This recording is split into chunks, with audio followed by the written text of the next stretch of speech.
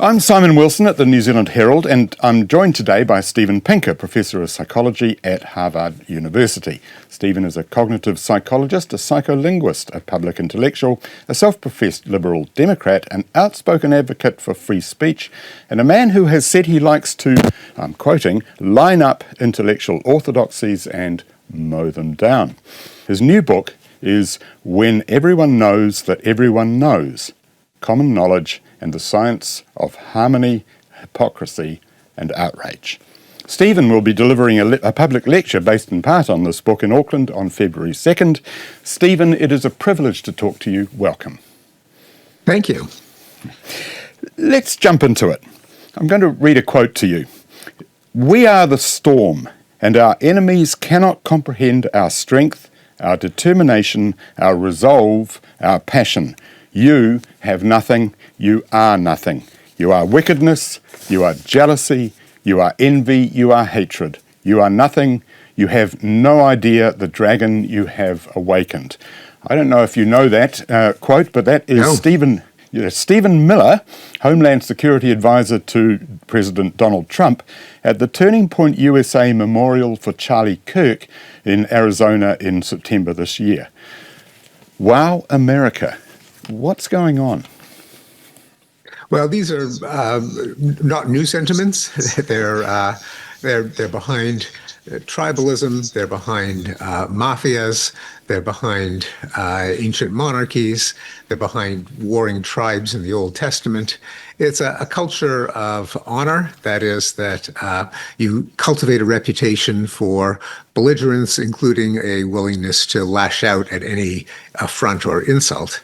What happened with the Charlie Kirk killing in the United States is an example of a phenomenon that's been called a communal outrage. When a member of your group is attacked in a publicly conspicuous arena, there's often an urge to lash out indiscriminately at members of what is seen to be the perpetrator group, presumably to capitalize on the fact that this outrage brings your coalition together. They can all act together because they've all recognized the same insult or affront or attack, and to reestablish what seems to be a threat to your dominance. That is, if you accept it lying down, that means you've permanently ceded second-class status. You have to lash out in order to show that you're still formidable. And there are many examples throughout history. The sinking of the Lusitania in 1915 brought the United States into World War I. Pearl Harbor brought it into World War II. 9/11 started two wars in Iraq and Afghanistan. The George Floyd killing in 2020 led to widespread demonstrations, riots, defenestrations at universities and nonprofits and the media. It's a recurring phenomenon, and Charlie Kirk is kind of the George Floyd of the right. This, of course, was a member of the government administration. This wasn't somebody who was who had any particular reason to feel that they were being trampled on. He was representing the power in the country. It doesn't strike you as unusual in that sense? Well, that's why I call it a communal outrage. It's it's the same dynamic as in the culture of dueling. If you're insulted, you've got to challenge your insulter to a duel. But we all feel part of groups, coalitions, political parties, nations, ethnic groups, and a communal outrage is a case where you feel that this person was attacked because of the membership of the group that you also belong to. And so you, being a member of that group, feel vulnerable, and on behalf of the group have to reestablish the preeminence or authority of your group. Right. You've said you'd love to see Donald Trump defeated. Can you tell us why? Well, here's... literally defeated.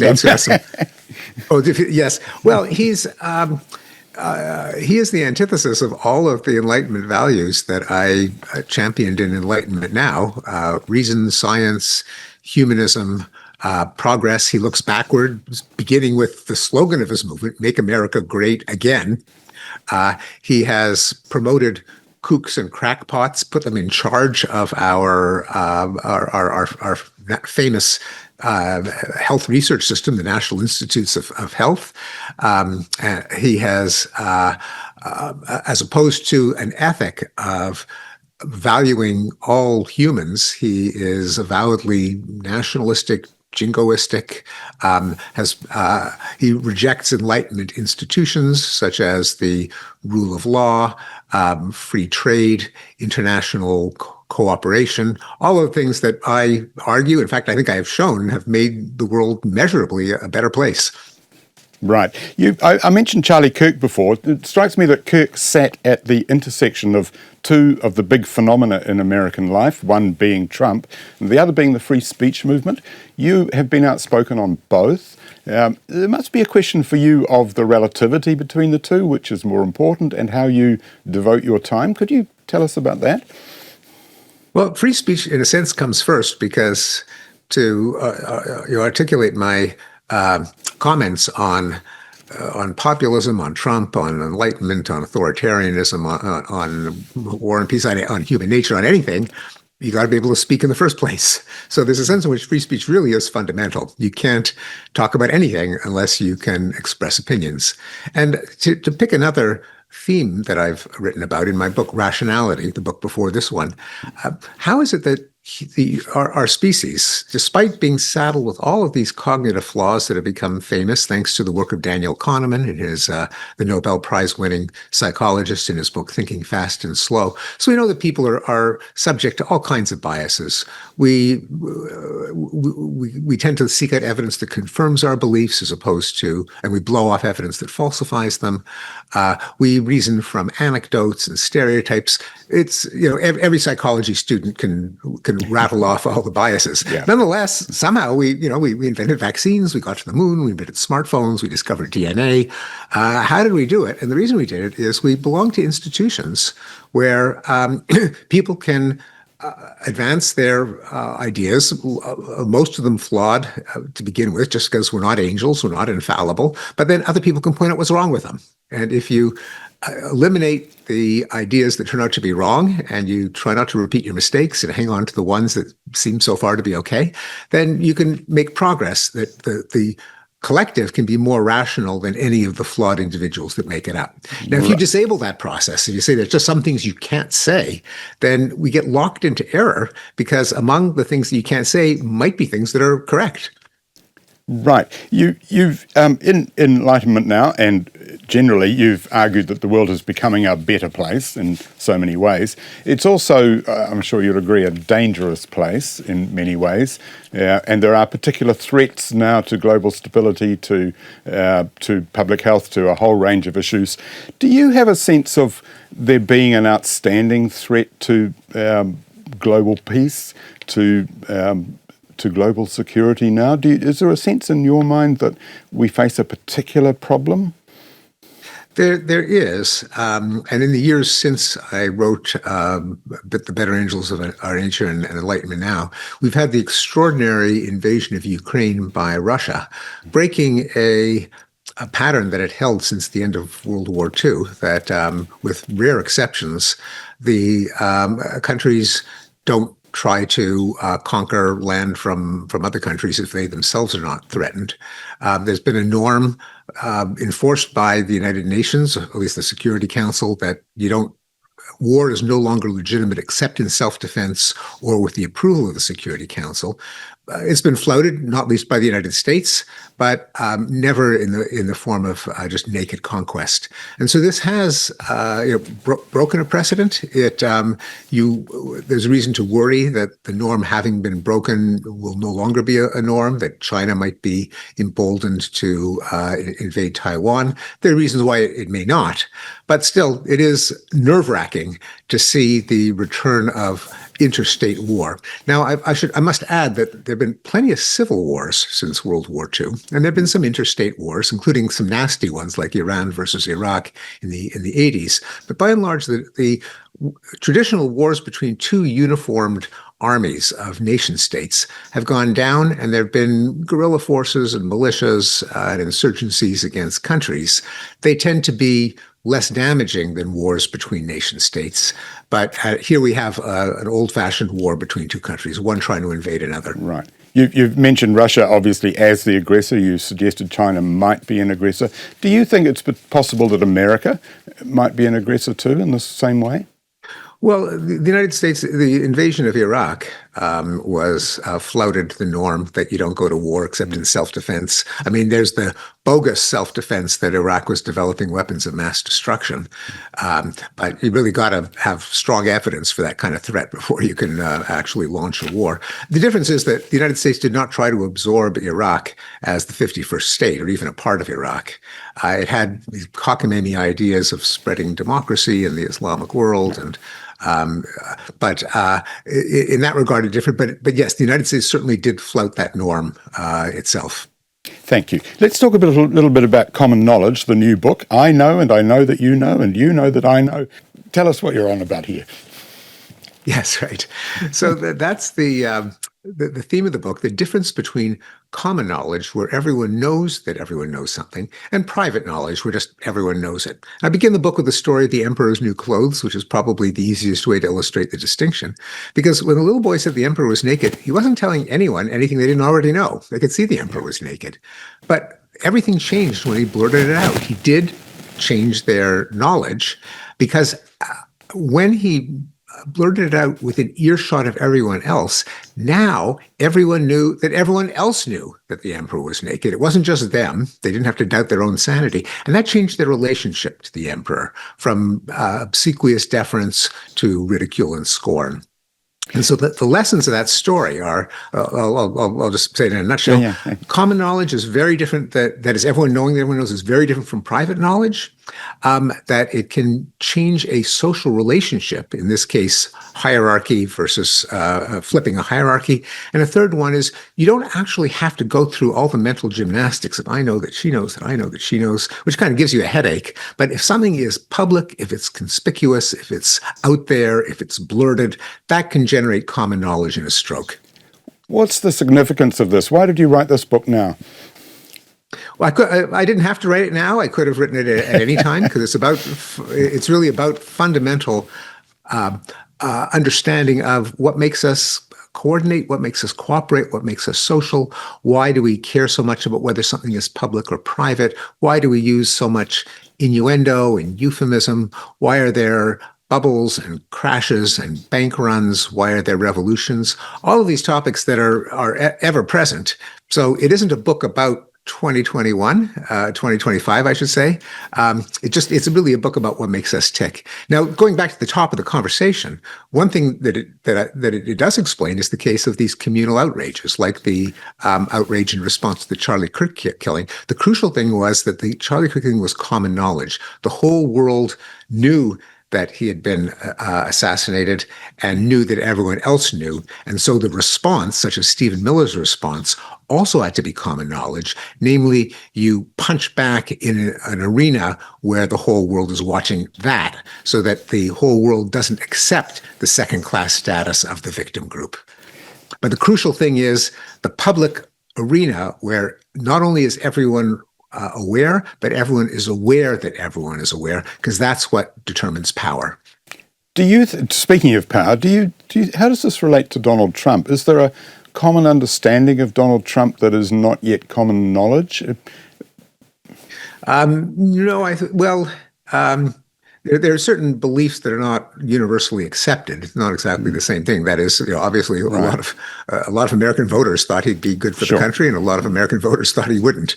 So they have different value judgments. What he uniquely among American politicians, indeed among politicians in democracies, is that certain norms that had governed both sides of political debates for decades, such as you don't blatantly and conspicuously lie. Now, of course, politicians always lie, because human beings always lie. Politicians are human, but generally we're apologetic if we've been caught in a lie. We at least have the pretense of trying to tell the truth. didn't care about that. You don't insult veterans of your own armed forces. You don't insult your predecessor in office. You don't cozy up to your country's traditional enemies. You don't blatantly insult women's physical appearance or praise the appearance of women who all these things that are just part of being a civilized grown-up. And at every juncture, everyone predicted, oh my God, he's gone too far. He's crossed the line. He'll never get away with that. He's finished. And he survived every one of them. So the thing is that norms such as these, they're not written down in the law. They're just things that you do because you just know that everyone does it. They're held up, propped up by common knowledge. If they are flouted in public and there are no consequences, the norm itself can unravel because they exist because people think they exist. If people no longer think they exist, they no longer exist. And that's why you see Trump's style emulated by other public figures like Elon Musk. It would have been unheard of 10 years ago for the CEO of a major corporation to troll, to lie, to insult, to boast. And Trump opened a door that Musk and many members of Trump's circle have also walked through. Another way of putting that, the norm unravels, it would be to say that saying the quiet bits out loud. Yeah, because a lot of people say that that's what they like about Donald Trump, that he allows that to happen. Well, that's true. Ironically, for the most mendacious politician in the century, he gets credit for honesty. Of course, the honesty in his case is blurting out what he thinks and what probably a lot of his followers think. It's not obviously in a respect for objective vetted truth. But if you irrationally and indefensibly believe false things because they make your side look good, and you're not ashamed of that, if you boast about that, it's a kind of honesty. That is, it's more like shamelessness, but shamelessness is a kind of honesty.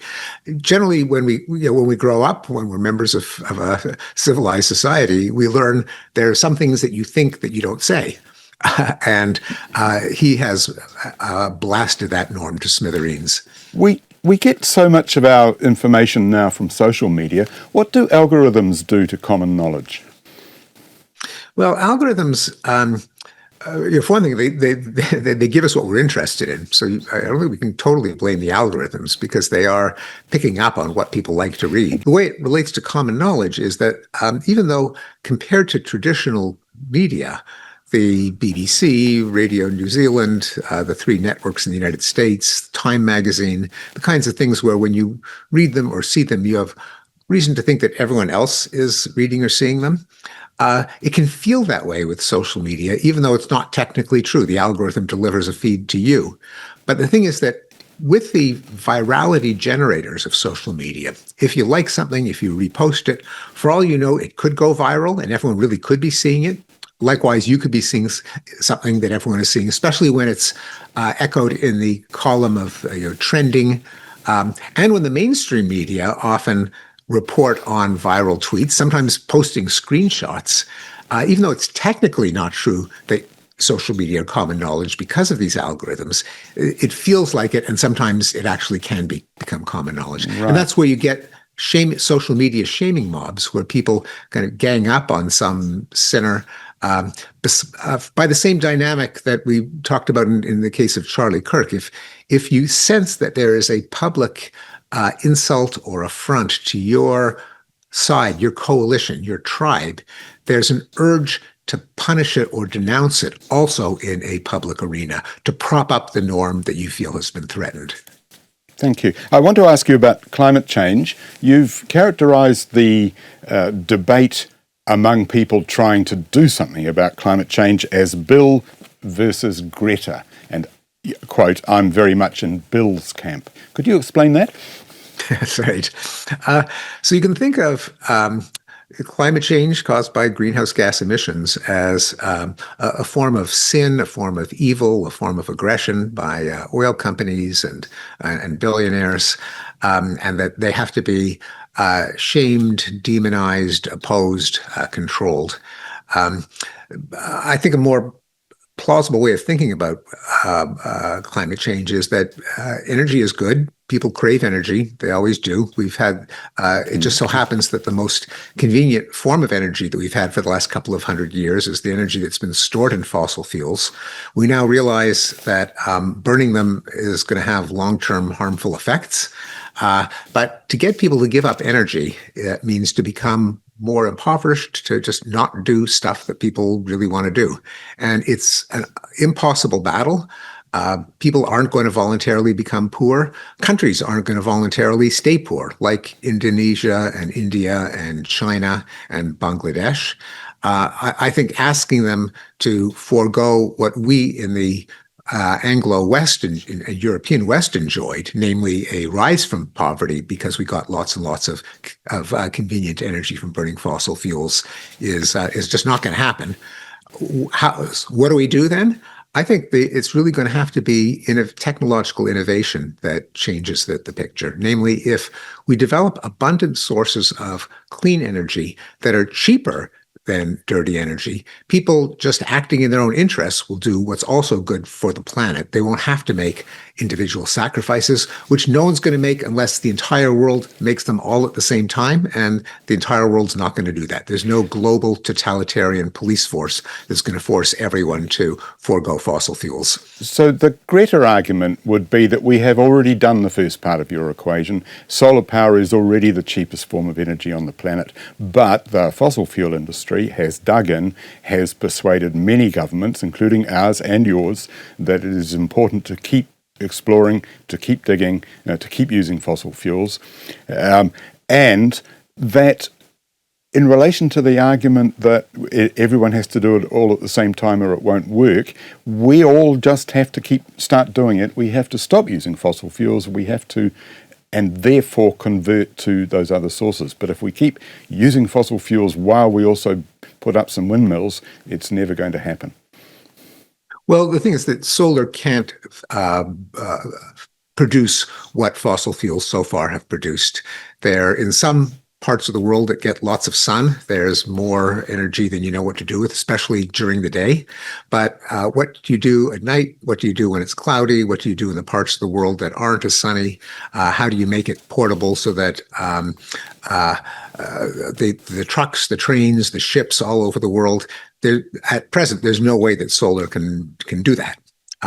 Now, if there was huge leaps in battery storage technology, in new grids, even then, solar's intermittent. It's a vital part of the equation, but by itself, it's not going to do it, and nor will wind.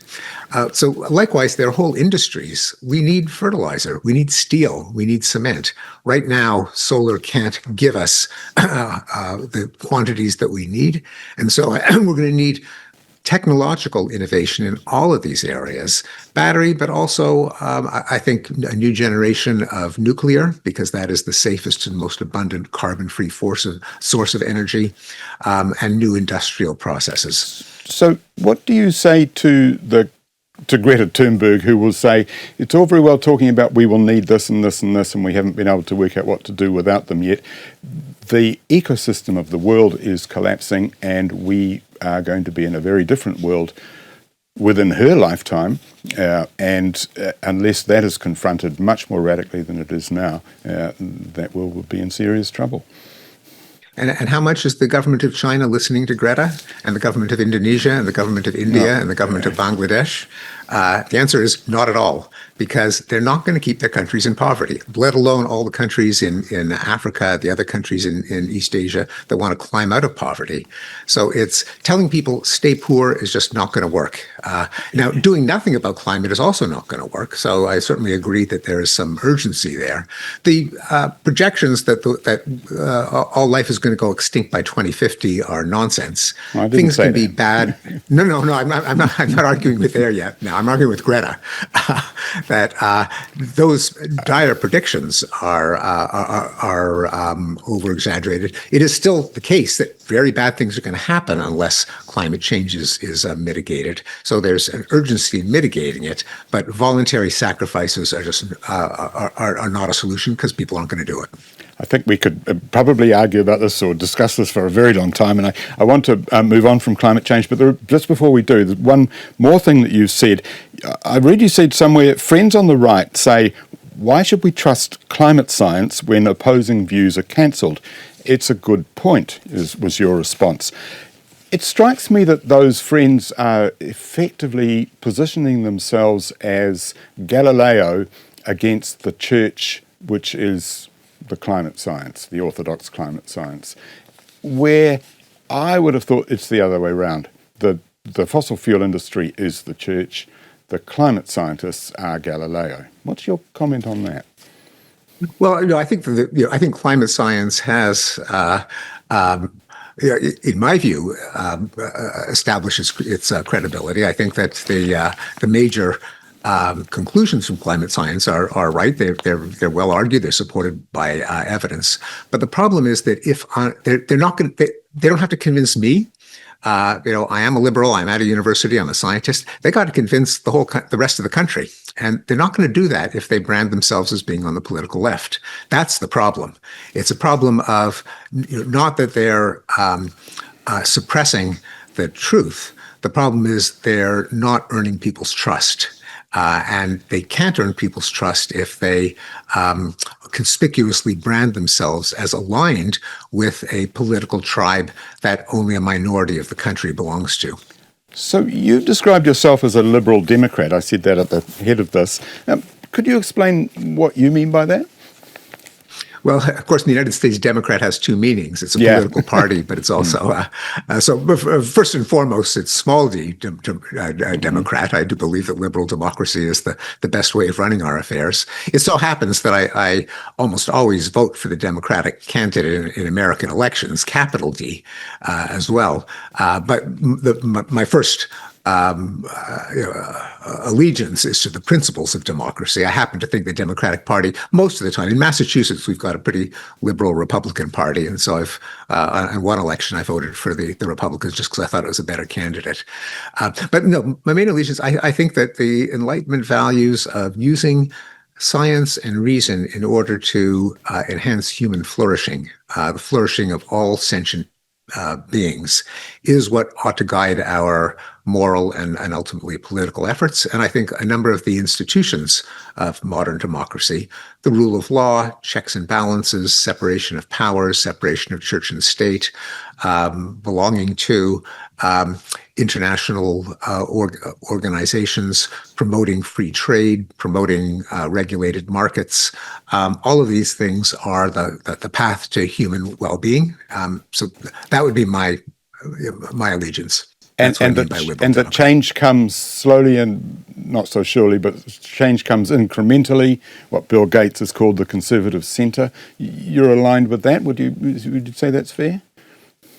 Yeah, most of the time, yeah. Sometimes change comes all of a sudden, but more often it comes incrementally, simply because you can't just do one thing. And if you try to radically change anything, there's a good chance there'll be lots of undesirable side effects or extreme policies that make people much worse off. The French Revolution, the Chinese Civil War, the Russian Revolution, these were catastrophes, and they took place much too precipitately. I'm a fellow Commonwealth boy. I'm a Canadian, and we didn't have a Revolutionary War to establish our independence, and I know you guys didn't either. And Canada and New Zealand are pretty pleasant places to live.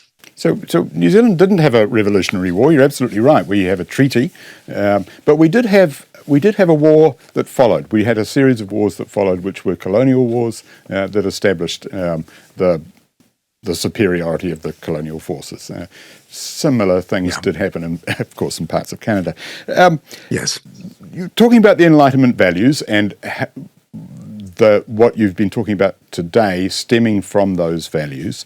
You'll be aware there's another way to look at it, that the Enlightenment, for all the good that it gave us, was also an age of empire, and that empire was based on colonialism and slavery. And the counter-intellectual argument is put by people like Pankaj Mishra, who describes the defenders of the Enlightenment in the terms you've put as being the intellectual servant class of the ruling class today. I would love to hear your response to that. Yeah, no, I think that's nonsense. Look, every I'm year not shocked. I sit down. I think look, every year I sit down at a Passover Seder to commemorate the end of slavery in Egypt. Slavery was the rule, not the exception. Imperialism was the rule, not the exception, until the Enlightenment. Now, this is not a form of a new religion where the Enlightenment philosophes were a new kind of saint and they were great guys. They had their flaws. They were human. It's really the ideals of the Enlightenment, which included the first consistent arguments for universal human rights against slavery, against imperialism. Now, of course, these weren't implemented overnight. There was no government that suddenly decided we're going to be implementers of the Enlightenment. There was a counter-Enlightenment in the 19th century. There was romantic militarism, romantic nationalism. So Enlightenment certainly didn't carry the day at the time. But to blame it for exactly what it opposed, I think is perverse, and it's ignorant of history. History is the history of empires, at least traditional history has been, and slavery was practiced by every ancient civilization. Well, I think the argument is that the Enlightenment, while introducing the humanist values and the enormous importance of reason and science, was also, as you say, did continue with the economic basis that the world had been ruled by, if you like, prior to that there was imperialism. It did continue. The Age of Empire was the culmination of that rather than the negation of that. Well, no, there were a lot of guys in the Enlightenment, and they sometimes contradicted each other. So there was no official doctrine of the Enlightenment. But it was during that era that there were the first articulate and forceful arguments against imperialism, against slavery, including my adopted country, the United States. We came into being as on Enlightenment principles. All of the American founders were corresponded with the Scottish and French Enlightenment thinkers. They cited Enlightenment principles. They were part of the Enlightenment. And the whole thing was against British imperialism. That's why the United States existed. That's why there was a Revolutionary War. So I think it's completely anachronistic to say that the Enlightenment thinkers fostered imperialism. They were the ones who produced arguments against it. I'm just wondering why liberal democracy isn't more deeply entrenched in the world by now, 400 years after the Enlightenment. Is it something in the Enlightenment itself that has held it back? Do you feel it is held back unreasonably?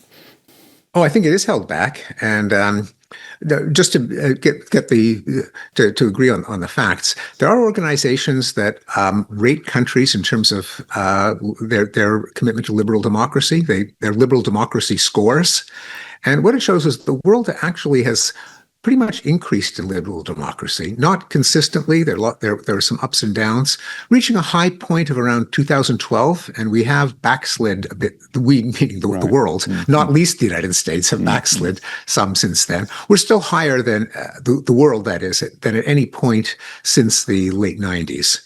So there's some backsliding, but the reason is not because of, I think, some inherent seeds of its own destruction, but because it just goes against a lot of human nature. And I wrote a couple of books on human nature, and human nature doesn't give us the principles of the Enlightenment or of liberal democracy.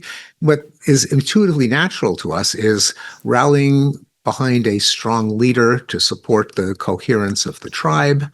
It's reasoning by anecdote and by myth. It's thinking of economies in zero-sum terms, all of which it's deferring to legitimate authority, it's favoring your blood relatives, all of these things that are the Enlightenment arose to try to kind of suppress, and it's always pushing back against these features of human nature. Now, I think that's a good thing. I don't think that just surrendering to human nature is a recipe for a happy society, but it's always a struggle, simply because a lot of intuitions don't conform to the principles of liberal democracy. You hire your friends and relatives. We call that cronyism or corruption. You support a strong leader. We call that authoritarianism. You engage in magical thinking, and so you get opposition to vaccines and to measures that oppose climate change, and many others. You've, I just want to ask you a personal question. I've read that your favourite movie genre is the concert film, and that you've seen Yes. The Last Waltz an awful lot of times. Over a dozen times, I understand. Now, that's Martin Scorsese's film about the farewell concert of the band. Yeah. You can take the boy out of the 60s, but you can't take the 60s out of the boy. What's going on there? Well, it's not. I do think, and it's not just an aging boomer being nostalgic for his youth, and we know that people are always nostalgic for their youth.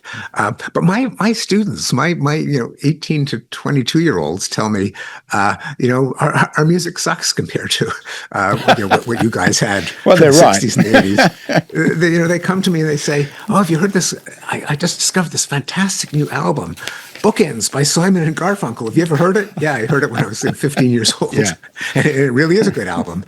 But it's not just that, because I do like more recent concert films too. But for whatever reason, I like to see the music that I've enjoyed listening to being played out, to see actually the motion of the hands of the pianist and the guitarist and the drummer, and the emotional expressions on their faces, and the spontaneity, how a single melody can be adapted every time it's performed.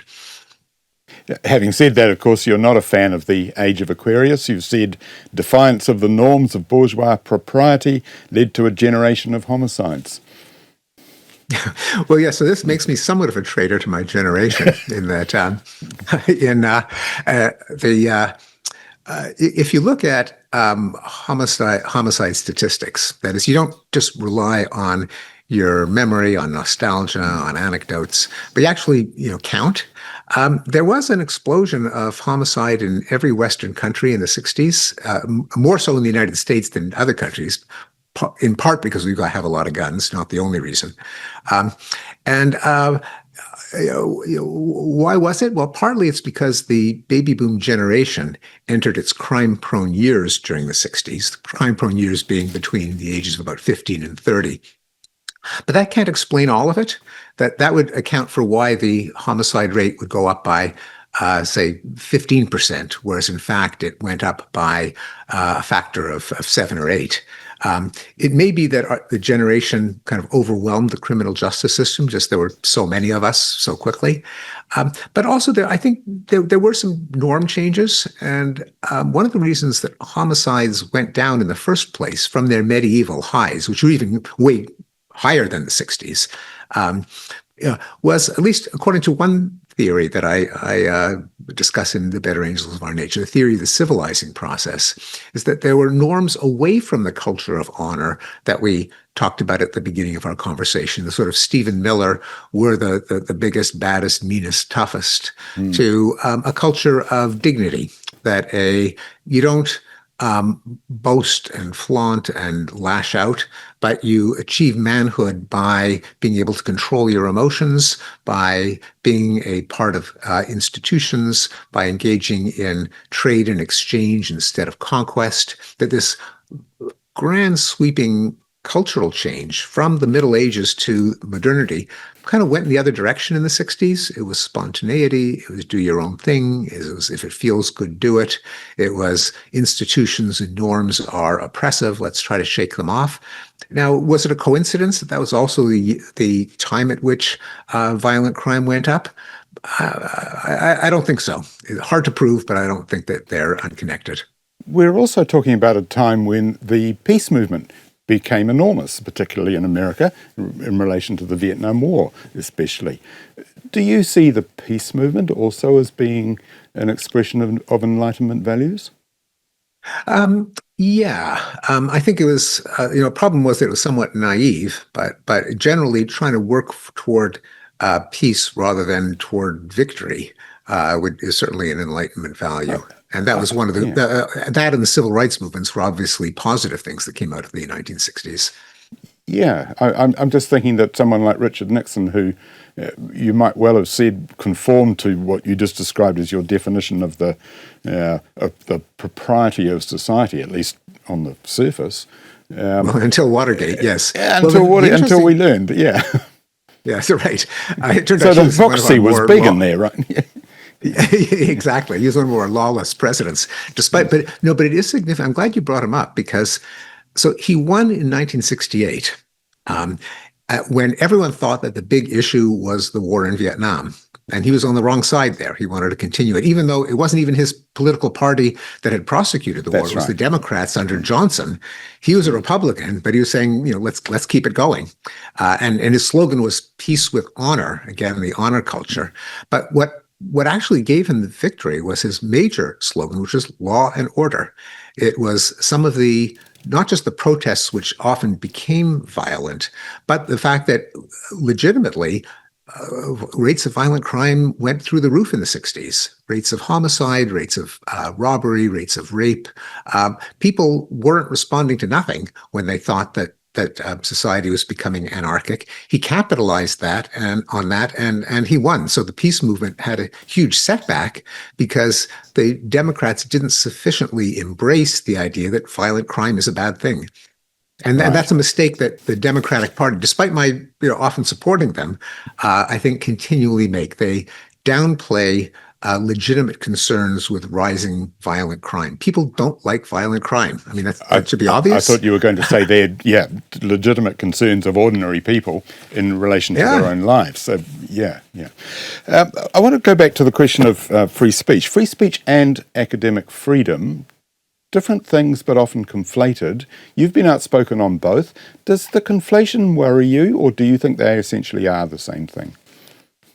They're not exactly the same thing because a university is a community with certain norms because it's kind of engineered to be a truth-seeking institution.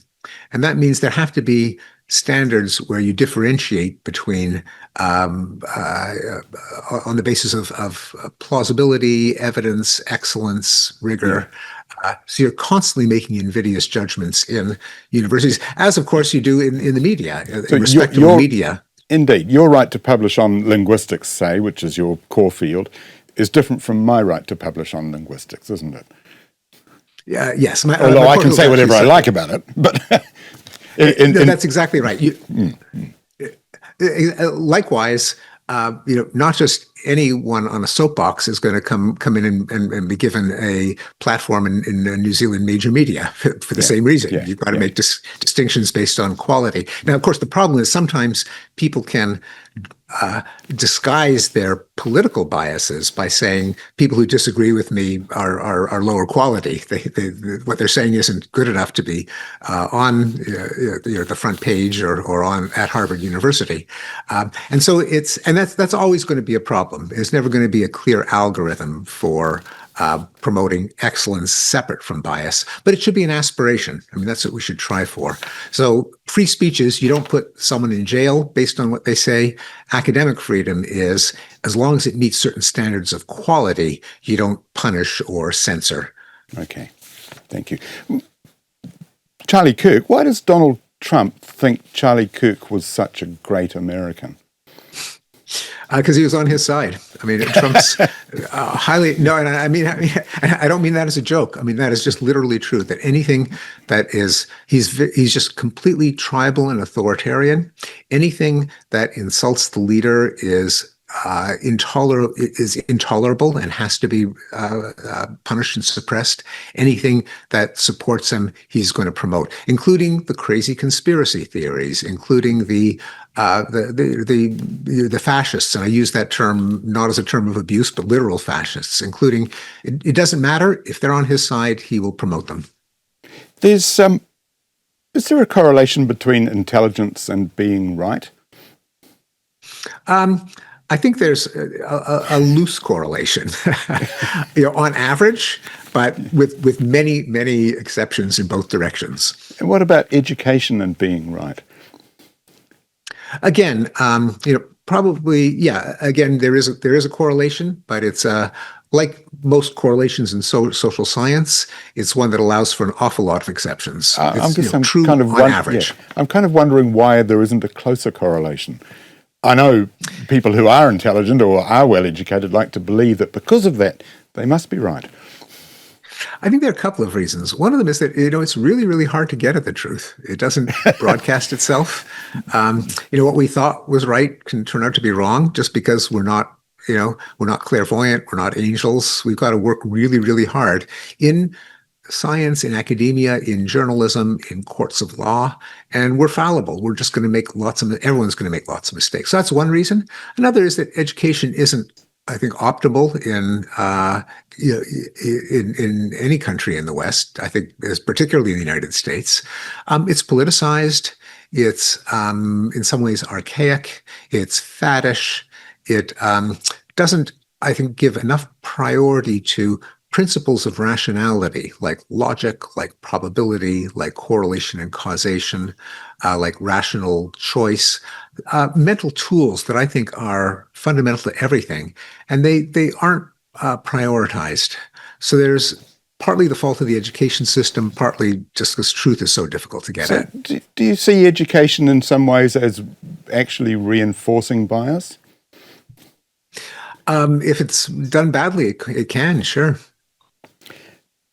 Culture wars. Do you feel trapped in culture wars? Do you ever feel, oh my God, I don't need to be here? It is. I think it is an impediment to understanding and dealing with reality. Just because we know that earlier on we talked about all of the cognitive biases that my field has documented, cognitive psychology. Probably the strongest is the one called the my side bias, which is anything that your team, your tribe, your coalition, your party advances, you think is obviously right, and that the other guys are stupid and evil. The culture wars have magnified that big time, and the result is people give too much of a pass to ideas coming from their own side, and they blow off anything that seems like it's coming from the other side. Just coming to the end here, the arc of history bends to less violence. That still holds, although you said that since 2012 it was a little bit back the other way, but that's a short-term thing.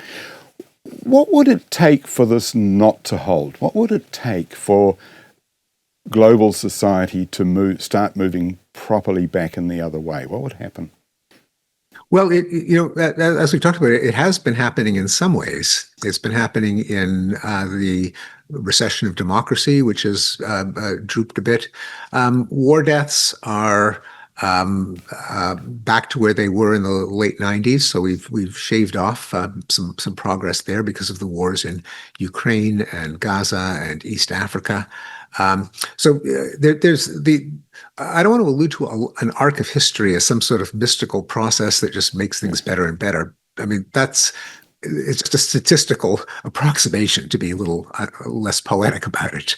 What could drive it back is retreat from these Enlightenment values that I've been advocating, namely reason, science, and humanism, that is, regard for universal human welfare, which are not, as I said, not cognitively natural and very easy to backslide from. And you see backsliding, not infrequently.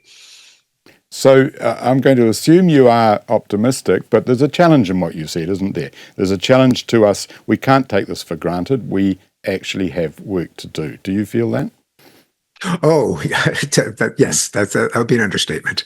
Yeah, so optimism is actually a little bit misleading in the sense that the case that I try to make isn't so much, let's look at the bright side, let's see the glass is half full. Not that those are bad things, because you have to have the confidence, the gumption to actually try things that you don't know will work. If you don't try them, then they definitely can't work. So optimism can be a bit of a self-fulfilling prophecy. But the main point that I make is that if you look at the world through data, you get a different picture than if you look at the world through news. Because news is a non-random sample of the worst things that happen on any given day or any given hour. That's just what news is. I mean, it's not even necessarily a bias. It's just that things that happen suddenly enough to be news tend to be bad things, because there are so many more ways for bad things to happen than good things to happen. Good things tend to creep up a few percentage points a year, like the decline of extreme poverty, the increase in life expectancy, the increase in literacy. So they don't burst on the scene on some Thursday in October and make a headline, or they consist of things that don't happen that are bad, but you never have a headline about things that don't happen. So going back to my teenage years, if you were to say there'd be more than 40 years in which there was no war in Southeast Asia, in Vietnam, Cambodia, Laos, and so on, people at the time had said, "Oh, you're dreaming, you're a utopian, you're a romantic." But there have been no wars in Southeast Asia. But again, there's no headline that announces that. You only see it when you look at the curves of number of wars and war deaths. So it so happens that when you look at data, the picture is more positive than if you just pay attention to all the things that go wrong. So is that optimistic? In one way it is, and it does give us some confidence that our ancestors mitigated and solved some problems. So there's no reason in principle that we can't solve the problems facing us now, but we do have to recognize them as problems and try to solve them, try to come up with solutions. And I guess the challenge for your profession and for mine, particularly for mine, is to find the ways to make that data into news. Exactly, yes. Stephen Pinker, thank you very much. It's been a pleasure talking to you. We look forward to seeing you in Auckland on February the 2nd. I look forward to returning. Thank you.